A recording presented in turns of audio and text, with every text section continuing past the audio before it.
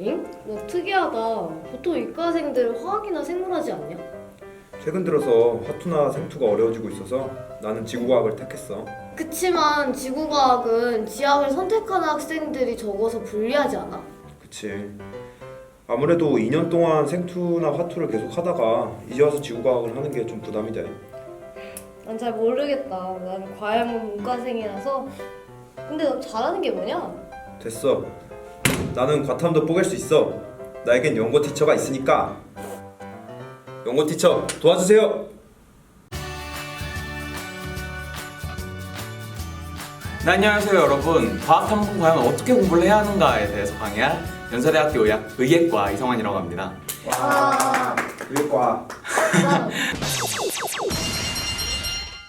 지금 과학의 트렌드는 크게 두 가지로 볼 수 있습니다. 첫 번째, 계산 문제가 증가하고 있다는 거. 두 번째, IQ 문제처럼 창의성을 요구하는 문제가 증가하고 있다는 거.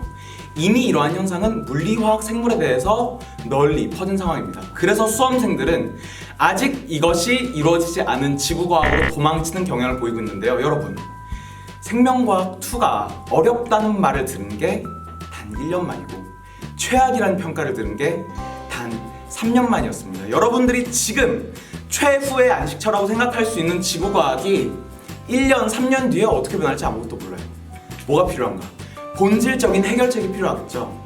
저는 제가 선택한 화학원과 생명과학 2를 기준으로 어떻게 이러한 현상, 이렇게 창의성 문제와 계산 문제가 나타나는 지금 과탐을 어떻게 풀어나가야 되는지에 대해서 알려드리겠습니다.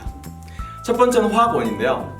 화학원 같은 경우는 일단 기본 개념에 대한 이해는 기본, 암기가 필요합니다. 근데 도대체 무엇을 암기하라는 건가? 개념에 대한 암기가 아니라 실제적인 데이터에 대한 암기입니다. 예를 들면 전기음 성도라든지 원자의 크기라든지 이온의 크기, 그리고 전자 전이가 일어날 때 에너지 같은 걸 외워야 돼요. 나트륨의 전기음 성도가 0.9라는 거, 산소의 전기음 성도가 3.5라는 거, 전자전이 3에서 2로 떨어지는데 36분의 5 곱하기 수소의 이온의 에너지라는 거. 이러한 것들 여러분들이 모두 외워야만 30분 내에 화학 원수 문제를 풀 수 있을 것입니다. 대표적인 문제로는 2014학년도에 만들어진 전기음성도 문제가 있어요. 이때 만약에 우리가 전기음성도를 알지 못했다면 무려 5개의 문자로 이루어진 부정방정식을 제한시간 30분 내에 풀어낼 수 있었을까요? 저는 그렇지 않다고 봅니다. 하지만 반대로 여러분들이 전기음성도만 외웠다면 20번 문제를 아주 간단하게 가져갈 수 있었겠죠. 다음은 생명과학 2입니다. 생명과학 2는 문제부터 볼게요. 이 문제는 하디 바인베르크의 가장 대표적인 문제입니다.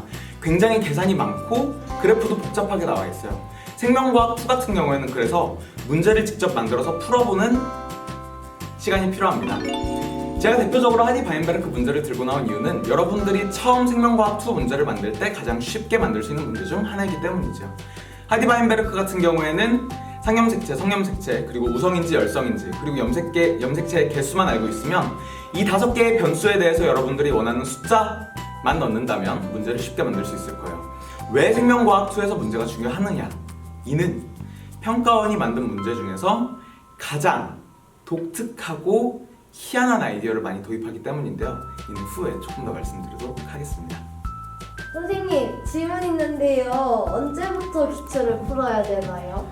기출은 정말 빠르면 빠를수록 좋습니다. 여러분, 문제가 어려워진 지 아까도 말씀드렸지만 얼마 되지 않았어요. 그 전 기출 같은 경우에는 굉장히 가볍게 풀고 넘어갈 수 있습니다.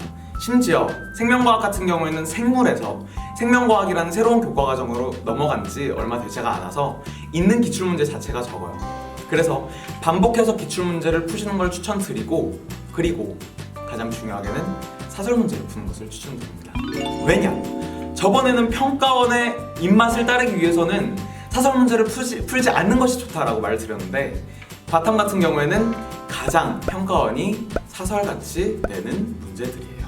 심지어는 여러분들이 풀게 될 사설 문제들보다 훨씬 더 힘들고 어려운 경우가 많습니다. 대표적인 경우가 2016학년도 생명과학 2 문제였는데요.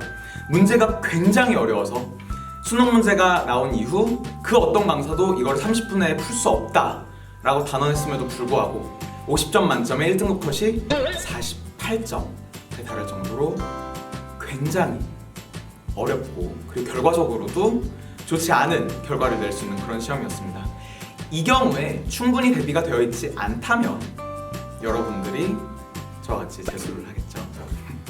이상으로 과학탐구 강의를 마치겠습니다. 감사합니다.